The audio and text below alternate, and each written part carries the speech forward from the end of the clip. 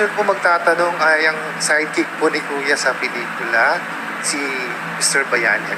At maraming salamat po at naging bahagi kami ng advocacy ni Kuya Daniel dito sa pelikula po isang araw.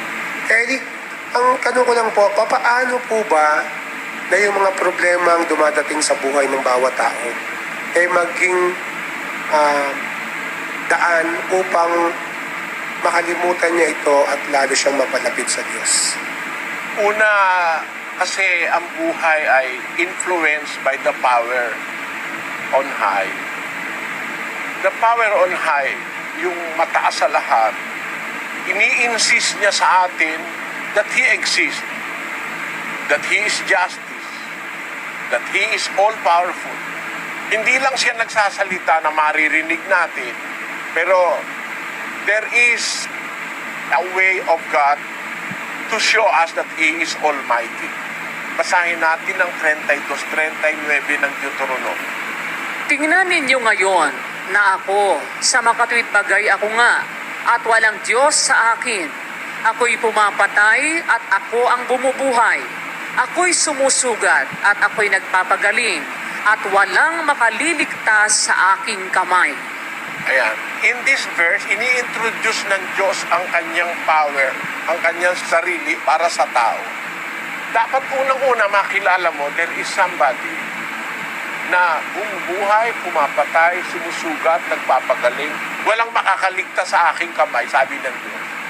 Kahit pa ikaw ang the most powerful man on earth, pag dumating sa iyo yung takda ng Panginoon, hindi ka makakapagreklamo.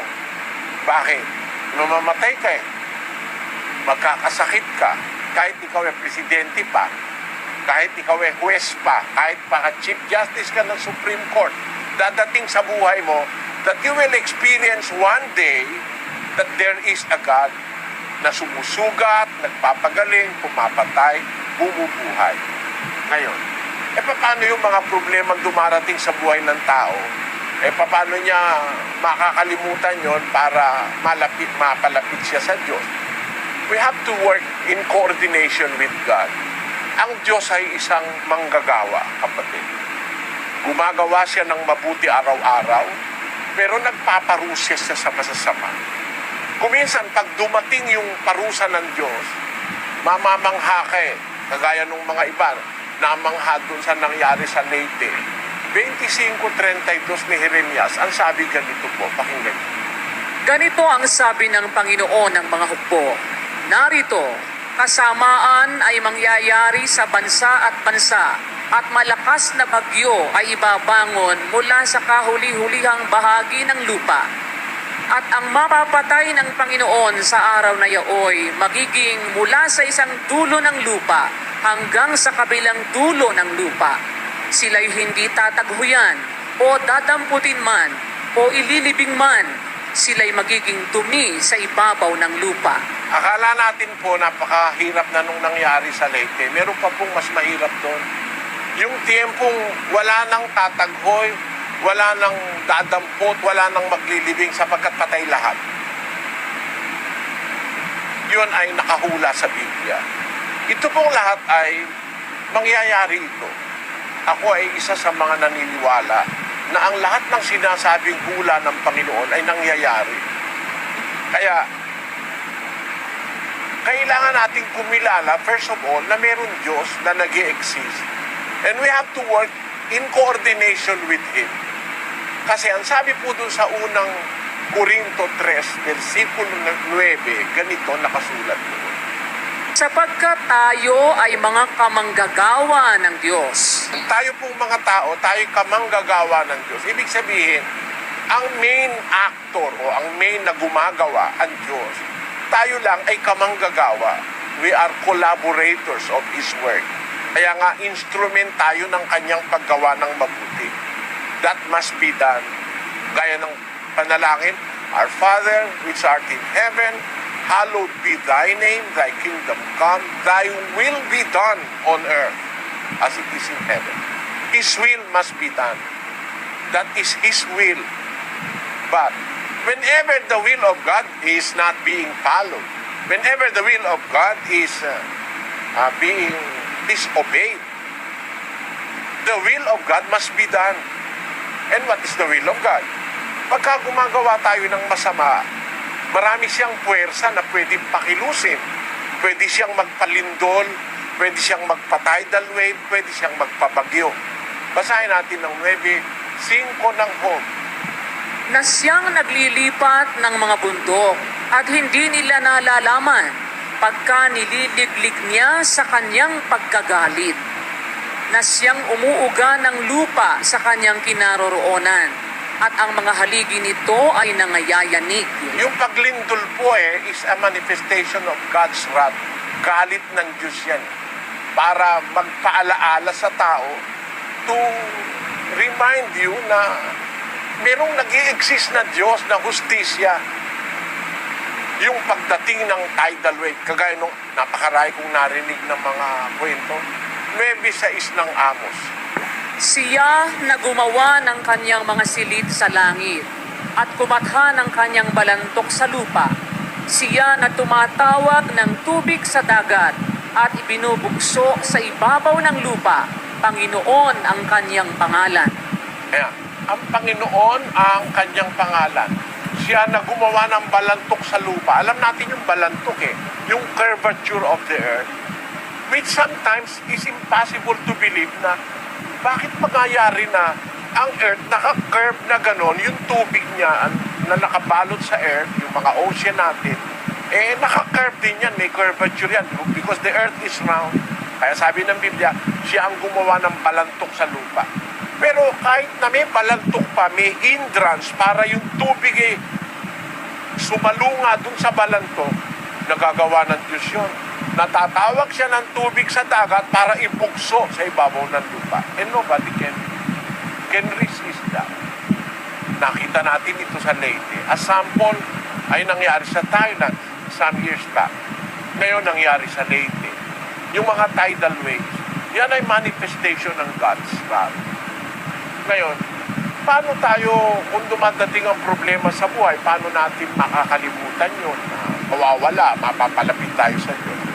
Let us take everything that happens as a lesson to learn. Matuto tayo sa nangyayari sa buhay. Ang problema, pinaparating ng Diyos to tell us something. No, kaya ka nagkaganyan, masama kasi ginawa mo Ito, kaya ka nagkaganyan kasi nakalimutan mo na ako Yan, ginagamit po ng Diyos yan for us to think that we do not owe our lives. We do not manage our lives. There is somebody higher than us that will always do His will in accordance with justice, equity. Laging may ibabalance ang Diyos And that will finally happen doon sa araw ng paghukom. Ngayon, para makalimutan natin yung mga problema sa buhay, mapalapit tayo sa Diyos, 4:6 ng Filipos ang sabi. Huwag kayong mga balisa sa anumang bagay, kundi sa lahat ng mga bagay, sa pamamagitan ng panalangin at daing na may pagpapasalamat, ay ipakilala ninyo ang inyong mga kahilingan sa Diyos. Ang Diyos naman pwedeng pakiusapan Sabi niya, kung mabalisa kayo sa anumang bagay, ipakilala ninyo ang inyong kahilingan sa Diyos sa pamamagitan ng panalangin at daing na may pagpapasalamat. Yun ang natutunan ni kapatid na Daniel na sinasabi ko sa kanya. Ang solusyon sa problema, kapatid, kasing lapit lang ng tuhod at ng sahig. Luluhod ka lang. Luhod ka lang pagka hirap na hirap ka na. Luhod ka, tumawag ka, may Diyos. I believe. Kung yung iba hindi naniniwala, but I believe that somewhere in the great somewhere, ears everywhere. Even in the darkest night, even in the worst situation, merong makikinig sa panalangin ng isang tao kung naniniwala ka sa Diyos.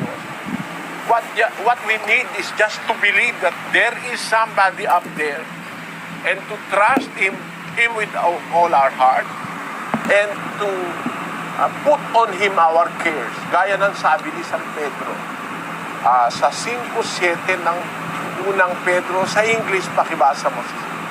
casting all your care upon Him, for He careth for you.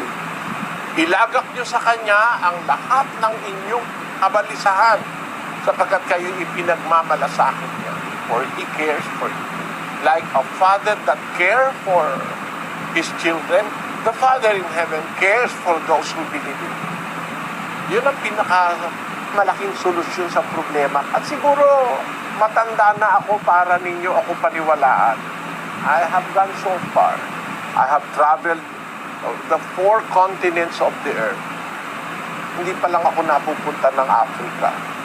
Pero lahat ng kontinente ng mundo napuntahan ko na. Kaya may mga chapters ng Church of God International sa lahat ng kontinente. Kahit sa Africa na hindi ko pa nararating through satellite, we have 8 satellite providers that show our program in all continents of the world. At kaya masasabi ko na meron na akong karanasan. I believe that there is God. Gusto kong i-share sa inyo. It is better to believe in God than to deny His existence. Why? Because if there is no one to help you, if there is no human capable of helping or doing things which you wanted to be done on your life, meron ka pang mapupuntahan. Pag wala kang kinikilalang Diyos, hanggang tao ka lang. Pag wala ng taong makatulong sa'yo, wala ka nang madadaingan. It is very consoling to know that there is somebody up there that listens to the prayers of the poor, the neglected in society, at yung nasa mga kagipitan sa buhay.